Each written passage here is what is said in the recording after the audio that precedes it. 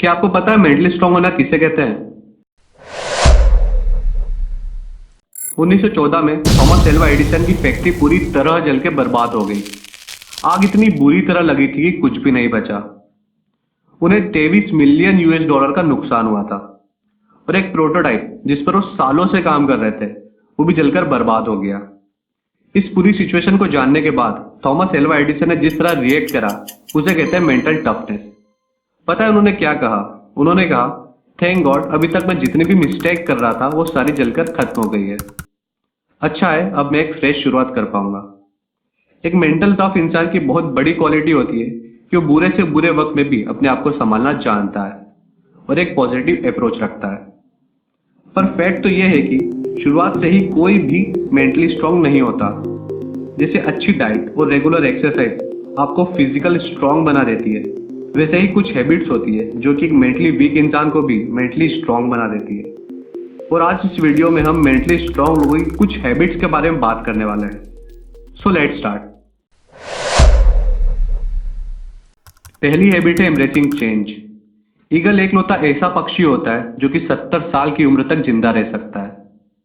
पर इस उम्र तक जिंदा रहने के लिए हर ईगल को बहुत ही मुश्किल डिसीजन लेना पड़ता है, क्योंकि 40 साल तक जिंदा रहने के बाद एक ईगल के पंजे इस लायक नहीं रहते कि वो उन पंजों से कोई शिकार आसानी से कर पाए।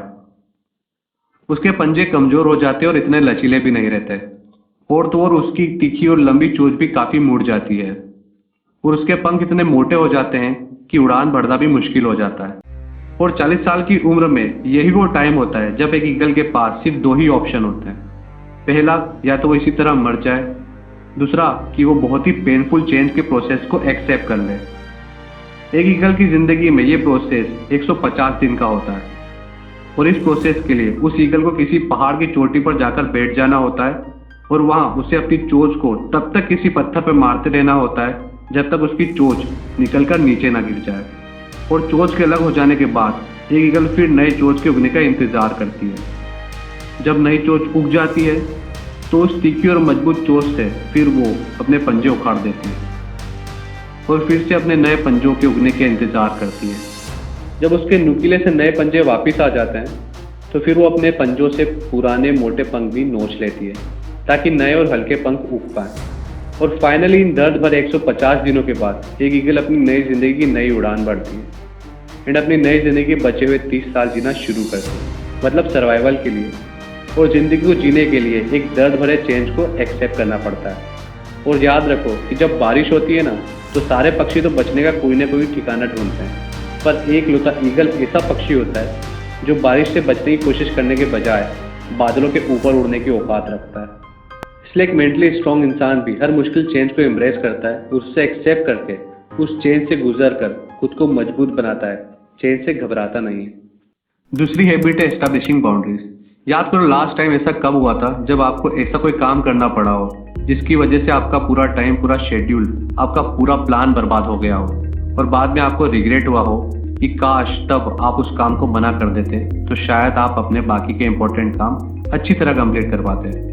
अगर ऐसा आपके साथ अक्सर होता है तो सॉरी, आप इतने मेंटली स्ट्रांग नहीं हो, क्योंकि एक मेंटली स्ट्रांग इंसान को उसकी बाउंड्रीज, मतलब उसकी लाइन ऑफ कंट्रोल पता होती है। उसको पता होता है उसे किस काम के लिए नो बोलना है और किस काम के लिए यस, उसे किस कन्वर्सेशन का हिस्सा बनना है और किस कन्वर्सेशन का नहीं, उसे क्या खाना है और क्या नहीं। एक मेंटली स्ट्रांग इंसान को ये बहुत अच्छी तरीके से पता होता है, मतलब एक मेंटली स्ट्रांग इंसान बहुत ज्यादा सिलेक्टिव होता है। अब तीसरी हैबिट है the power of sacrifice. Human psychology को समझने वाले लोग बहुत ही अच्छी तरीके से जानते हैं कि sacrifice builds resilience, resilience builds strength, strength builds power and power builds purpose.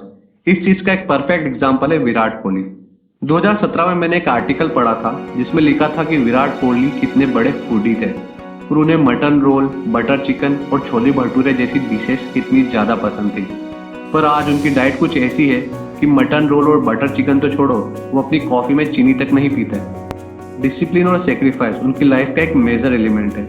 और दोस्तों, कोई भी पर्पस बिना सेक्रीफाइस के किया ही नहीं जा सकता, चाहे वो सेक्रीफाइस पूरे एडिक्शन का हो, जंक फूड का हो या सोशल लाइफ का। सेक्रीफाइस तो करना ही पड़ता है, और मेंटली स्ट्रांग लोग ये सेक्रीफाइस करने से कभी पीछे नहीं हटते।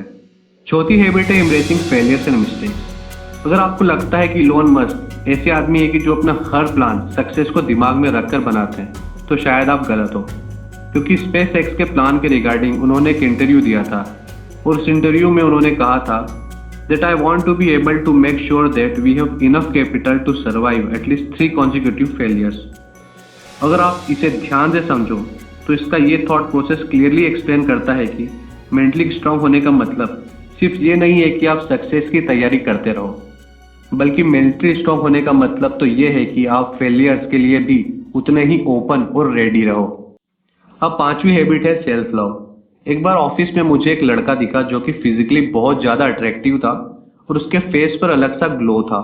मुझे लगा शायद एक न्यू जॉइनर होगा जिसे हाल ही में कॉलेज कंप्लीट किया है और अपनी कॉर्पोरेट लाइफ शुरू की है। फिर एज यूजुअल मेरा दिन शुरू हुआ और शेड्यूल के अकॉर्डिंग मुझे एक मीटिंग में जाना था। उस मीटिंग में पहले से ही वो लड़का बैठा हुआ था और जब मैंने उसे दोबारा मीटिंग रूम में देखा तो मैं थोड़ा कंफ्यूज हो गया। बट फिर मेरे मैनेजर ने अनाउंसमेंट किया और बताया कि इस मीटिंग के लिए हमने एक गेस्ट को इनवाइट किया है जो हमें प्रोसेस रिलेटेड एडवाइस देने वाला है और वो गेस्ट बिजनेस की यूनिट का एक डायरेक्टर है। और पता है कि वो डायरेक्टर कौन था? वही यंग दिखने वाला लड़का। उसके बाद मेरी जब उस डायरेक्टर से बात हुई तो उसने बताया कि वो बिजनेस की बहुत ही क्रिटिकल यूनिट हैंडल कर रहा है और उसका शेड्यूल फुल पैक रहता है और वो जब तक अपने दिन की शुरुआत में सबसे पहले फिजिकल और मेंटल हेल्थ पर काम नहीं कर लेता, वो अपने दिन के बाकी काम शुरू ही नहीं करता। For him his days start with practice of self love. और दोस्तों वैसे सेल्फ लव प्रैक्टिस करने से आपका सेल्फ स्टीम और मेंटल हेल्थ कई गुना इम्प्रूव हो जाती है। इसलिए मेंटली स्ट्रांग बनने के लिए भी बहुत इंपॉर्टेंट हैबिट है। तो दोस्तों ये थी कुछ 5 क्वालिटी जो मेंटली स्ट्रांग में अक्सर देखी जाती है। और अगर आपको भी मेंटली स्ट्रांग बनना हो तो आपको भी अपने माइंडसेट को कुछ ऐसा ही बनाना पड़ेगा।